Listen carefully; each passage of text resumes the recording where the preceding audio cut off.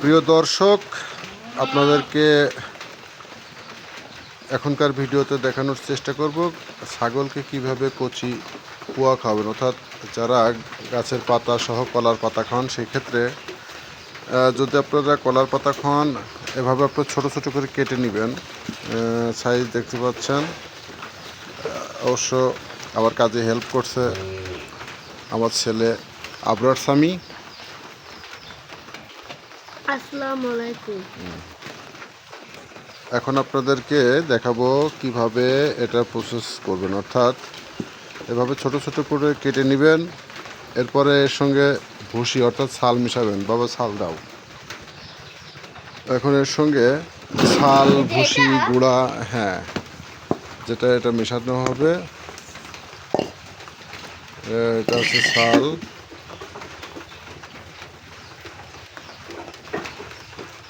এভাবে দিয়ে এটা মোটামুটি মেশাবেন।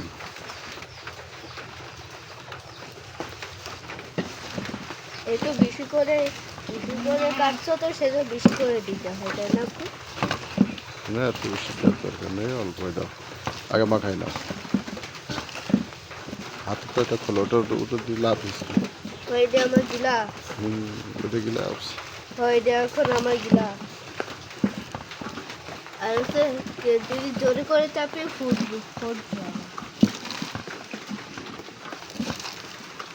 এভাবে ভালো করে মিশাই নেবেন।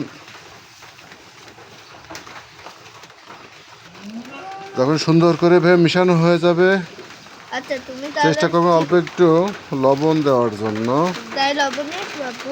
হ্যাঁ, ওই লবণের কোটাটা নিয়ে একটু লবণ দিয়ে দাও। তুমি মাখিতে দিন, তাহলে আমি এটা ধোয়া আসি। হ্যাঁ, এটা রেখে আসো, দাও।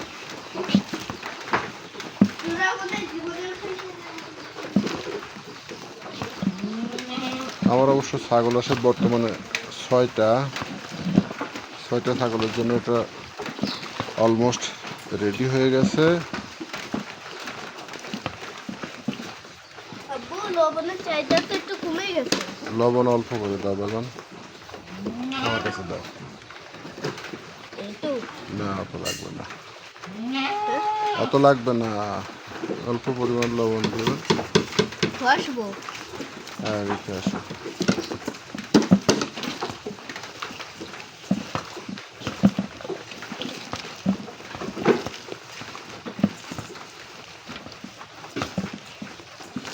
এখন আলাদা গামলায় দেওয়া হবে, কারণ একটাতে যদি সম্পূর্ণ দেওয়া হয় ফেলে দেওয়ার সম্ভাবনা আছে। এটাতে দাও, আরেকটা গামলা দাও। এটা আগে হয়ে যায়। আরেকটা গামলা দিতে বলেছে, আরেকটা গামলা দাও।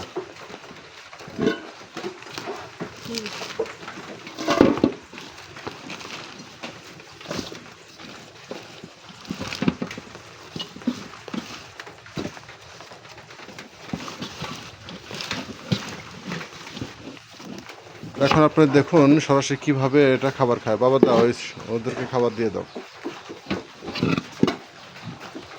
দাও, এটা দাও। আর এই ছোটটাও ওই জায়গায় দাও, ওই একা আছে, ওরে দাও। আর এই বড় গামলা এখানে দাও।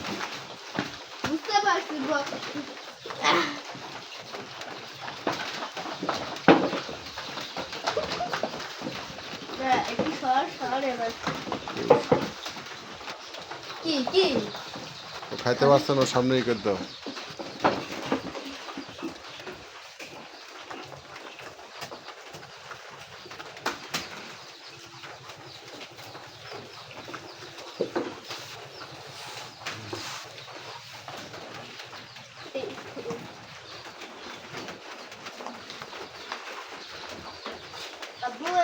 লম্বা রেখা বাক্সে কিন্তু এতে মেয়ের হাতে। ও খেয়ে ফেলবেন না, আবার ফেলে দেবে।